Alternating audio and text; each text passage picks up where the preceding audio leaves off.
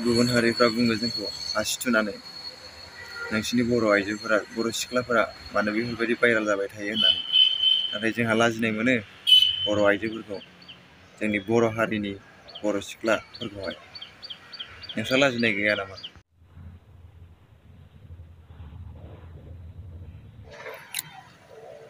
Hello' guys, welcome back to माय channel. नोंथांमोना दायो नायगासिनो दं सिमान बर' ब्लग चेनेल। स' दिनै फंनैसो खोथा सावरायनि भाइराल भिडिअनि सायाव। दिनै जोंनि बर' आइजो माहारिफ्रा, बर' सिख्लाफोरा दिनै ससियेल मिडियाफ्राव भाइराल जानायखौ जों नुनो मोनगासिनो दङ। नोंथांमोना बे भिडिअखौ नाय अब्ला बुजिगोन। बिराद लासिं सिं बाथ्रा, बिराद गाज्रि रावै रायदों। आं बे साउन्डखौ होनो हानाय नङा, नोंथांमोननियाव सरि बियो आङो।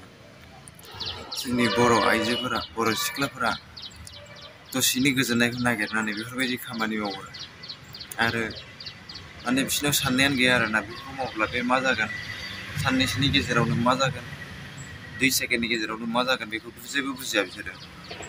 मावनांगौ नङा मा, नों मा गावनि गोजोननायखौल' नायनानै गावनि बिमा बिफानि फारसे सानाखै नामा?